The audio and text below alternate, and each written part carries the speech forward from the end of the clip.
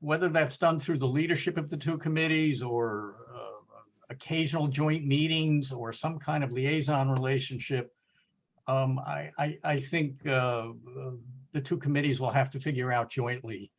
As far as the public is concerned, they want this project to reflect their wishes and come in under budget. So how we get there, we've selected a lot of bright, talented volunteers from the community to help us make that happen. Yeah, and we did have some discussions too. I think, Al, when we had that meeting, potentially even having some subcommittees to break some of these items out too as necessary. So that'll follow up with that. But Dave, let me emphasize again, that other body is an advisory committee. They will be listening to the public and they will share with you what they've learned from the public. But ultimately, the selectmen look to this committee sitting here tonight to make the final decisions as to what gets baked into the building. It's a matter of space allocations. It's a matter of dollar allocations. Somebody has to make the final set of decisions, and it is you people here. It is the other committee. We clearly put the word advisory in their title. That doesn't mean they're irrelevant. They're going to do a lot of the legwork of gathering information and opinions and listening to the community. But there comes a point where it's going to come down to this body to decide ultimately what can we fit into the space budget and into the dollar budget. Agreed.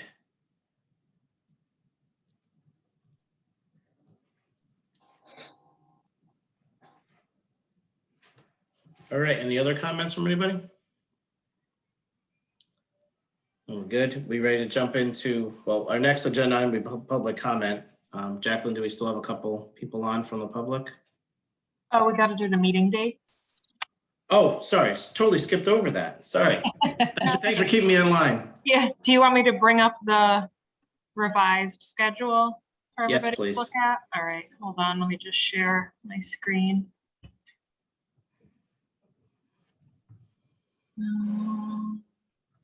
Schedule. All right, can you guys see that? Yes.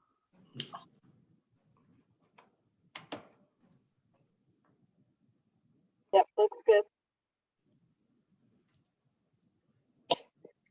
All right, so I guess at this point, I guess we need a motion to accept the changes to our proposed schedule. I move to approve the proposed changes. I second that. All right, do we have any discussion on the changes? Nope. Are all in favor? Aye. All right, I think that was unanimous, Jacqueline. Thank you. So I will post those, and then it's 30 days. So if we meet before 30 days, it's technically considered a special. So I think one of those meetings in October will be considered a special, which only means that we can't change the agenda once we're in the meeting. But I don't think that should be too much of an issue. And I'll send this, the final version out to everybody tomorrow morning. Okay, thank you. Yeah, it'll give Joe, because he'll be back a week prior. I'll meet with him and we'll go over some of these topics we talked with tonight. So get him up to speed. Hey, Dave. Yeah. Is there any chance we could have Colliers, if we're going to discuss the contract with them at our next meeting, is it possible for us to get a copy of that contract prior to the meeting so we can look at it? Yeah, that would be the hope. So, Okay. Yeah, if Aaron, if you could just check with Bill and just kind of see if the process usually is to go through his office, then, like Joe mentioned, put eyes on it and then send it over to us. That'd be good. exactly. All right, I'll follow up with Bill tomorrow. Okay. I know he and I think this readjustment in schedule works better for Bill to attend these meetings because I know he had conflict with the elementary school building committee. These changes negatively impact my schedule, unfortunately. So there's more of these meetings I can't attend, but as long as Bill can attend, at least one of us will be here for each meeting, and then we'll just coordinate as far as any follow-up that you need. Okay. So I apologize for that, but I Oh. generally speaking, we have better coverage with this new schedule. I'm sorry, I should mention too, so the second and the fourth Mondays are Board of Selectmen, so Al and I will only be here till 6:30 on those nights. And then I will have to go on to Board of Selectmen too. So I'll figure out the Zoom aspect of it, and then as long as the meeting is recorded, I can go back and finish the minutes based off of the recording. So it's more of just figuring out that Zoom aspect. If Aaron's there, I can hand it off to Aaron, or if Bill is there, I can hand it off to Bill. And it may be that I can just join a little bit late if the meetings are going to run a little longer. I teach CCD from 4:30 to 5:30 on Mondays, and just so happens that every Monday that's scheduled is the same Monday of the meeting. But I can, relatively get on to these calls by 6 o'clock. So, I think we'll be able to provide coverage just fine, and we can coordinate that outside of this current discussion, but we'll make sure you're covered. So Jacqueline, have the advisory board meetings been set? No, I'm helping them set up their initial meeting. I think they're looking at maybe next Thursday, the 28th, but it's kind of hard, I guess, you know how it is with a lot of people. So they're still figuring that part out. And then after that initial meeting, they'll have their meeting dates set. So, and I know Al will stay in the loop with all that. So, and I will too. So I'll make sure to relay that to the board. Okay, and they're doing their meetings on Zoom? They'll have to decide that. I know their initial meeting will definitely be in person, and then they'll have to talk. I'm not sure, what that committee will decide. Okay, so Eileen, that's your chance to go visit them in person. Yeah, I'm actually going to be out of town, so I'm not going to be able to go on the 28th. Okay. All right, let's see, now moving on to public comment. Do we still have a couple people from the public on, Jacqueline? Yeah, no hands are raised, so I think we're good. Awesome. All right, moving on to remarks. Any comments, questions from anybody on today? I have one, actually. Yes. And just following up, I am in the process of finalizing our financial agreement with DECD regarding the Brownfields Assessment Grant that we received for $200,000. And likely that assessment should come ahead of design, so that this information is available for the architect. So I think just for next steps, I think it would be appropriate to put that on for discussion with Colliers to see how we should move forward. It could share with them the information that we already have regarding phase 1 and the hazardous building materials report, and see how we should proceed with going out to for an RFP for those services to get that underway. That's a separate line item from the actual project itself. So it would be, I think this is the appropriate next step ahead of all of our design to get some of that analysis done. Okay, thanks, Aaron. Any questions, comments? No? All right, any other topics we want to discuss that we haven't brought up yet today? No, Joan, you're good? All right. I'm muting because I've got noise in the background here. I think, I think I'm good. I'd like to try to propose, though, if we do have in-person's meeting, if they can be recorded so that we can kind of give the whatever video people need ahead of schedule. So that, if we do decide to do in-person meetings, I'd love for that to be able to do the whole, YouTube where people can sign in from how they do with Board of Selectmen and Board of Finance and that kind of stuff, if that's possible. So if we can make sure that we give the folks that need that up ahead of time so that they're available and we have those resources there. I don't know if that's part of a budget issue or what, but if we can figure that out, get that information, that would be great. Okay, thanks, Joan.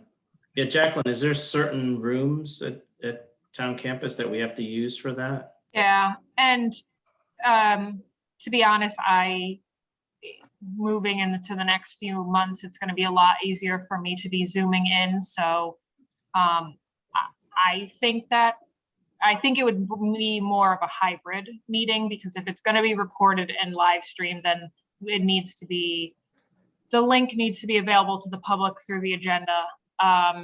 So even if the board, or even if the committee members are all there in person and I'm zooming in, if it's going to be recorded and live streamed, then it needs to be open to the public that way. So I'm okay with that. I know, I mean, that conversation can keep happening, but I will be continuing to zoom in. So I think we can make that work. So you say we have more of like a hybrid type meeting then? Right, because the room that we were in for the in-person meeting, there's those TVs and then there's microphones. So it can be a hybrid meeting as long as, but well, now Board of Selectmen is going to be meeting. We'll have to think about that if the committee does want to go in person, because Board of Selectmen will be in that room around 6:30. So then we'd have to see if the Hammond Asset Room is available. So that's something we can definitely look into if the committee wants to start going in person, fully in person or hybrid. If it's only with respect to meeting with advisory committee and trying to have those in-person meetings and the rest remain via Zoom, that's a little easier to schedule around BOS meetings. But the camera is in meeting room A. They're not typically manned for, the with public access TV. They're only there for certain major boards or commissions to assist us. So if it was a large meeting where we needed somebody to actually man the camera and moving it around the room, that may take a little additional scheduling to make sure we have the resources available. Once we start talking architects, that might be a good, we want to keep that in mind, because we were talking about having that be very open. Correct, guys? We want it to be in person, but we also want people to be able to see the discussion. Mm-hmm. That makes sense.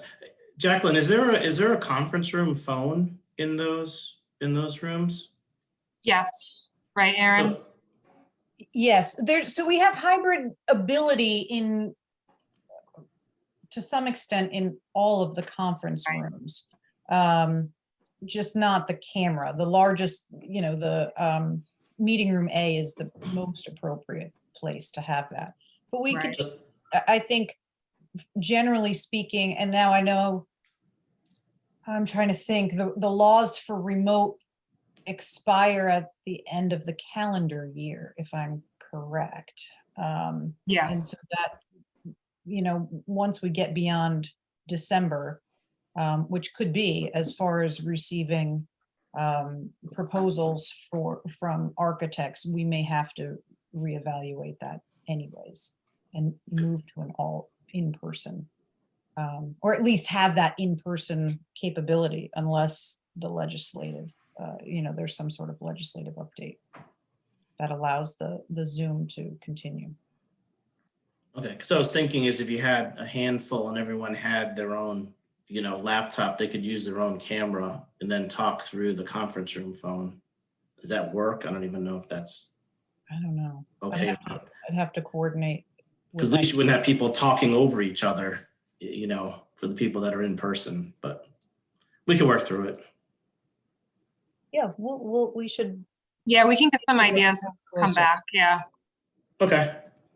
Sounds good. David, I have a final announcement. About 8 weeks ago, Governor Lamont took a walking tour of downtown Madison. And among other things, he wanted to see the Academy Street School building that he and his bond commission helped provide $4 million in funding. And while we were walking down Main Street, we got into a conversation about how beautiful part of our Main Street is with our downtown beautification project, and how the remaining piece, the westerly piece, hasn't quite been finished yet. And the governor's office announced today that a grant has been awarded to the town of Madison, a $500,000 steep grant, to help us complete our downtown beautification project. Wow. So that folks who are strolling anywhere between the library and Academy Street School can enjoy a beautified downtown. So we're very pleased to hear that today. That will, the town has to come up with a lot more than $500,000, but that's a big help to help us finish the downtown project and make the Academy Street School building feel ever more connected to the downtown. That's excellent news, Al. Yeah, great news. So does that carries it all the way down to Academy Street? So kind of that block? Carries it all the way to 79. Oh, okay. And then perhaps as this committee gets involved more in the design for the Academy Street School, perhaps the selectmen will slightly expand the scope and think about whether we want to consider that connecting piece between 79 and School Street, and just how do we want more of a connection to take place? And there I'm is- getting ahead of there is myself here. sidewalk. We haven't had that discussion yet, but I think we, the selectmen, should be having that discussion. Yeah. I'm And sorry, there is a there is a sidewalk in front of Guilford Savings Bank in there. So Yes. there will be that pedestrian access. And then the town is currently was awarded part of the UPWP program with SCROG. We are doing a study of pedestrian and bike accessibility from that intersection of Route 79, heading west on Boston Post Road and down West Wharf, connecting to the Surf Club. So feasibility of sidewalk access there. So that's anticipated to be done in June of 2023 with some options for that connection. And then following that further, a more master plan for our bike ped. Well, that's good news, Aaron. access to I that. think we want to connect Academy to the downtown physically, emotionally, Yeah. visually, in many, many ways. We want to make that connection. And I think all of these things are contributing to that. That's great. Awesome. Thanks, Al, for bringing that up. It was just announced today, Dave. I just saw, I think it came across my patch push notification or something. I saw it on my phone. Oh. Great. All right. Any other remarks from anybody? No. All right. So adjourning the meeting, I guess, do I have to ask for a motion to adjourn? I know Joe sometimes has that fancy statement he says, or. Absolute no objections. There you go. Adjourn. That's it. Thank you. All right. Thank you very much, everybody. Thanks, guys. Take care. Take care. Bye. Have a good night.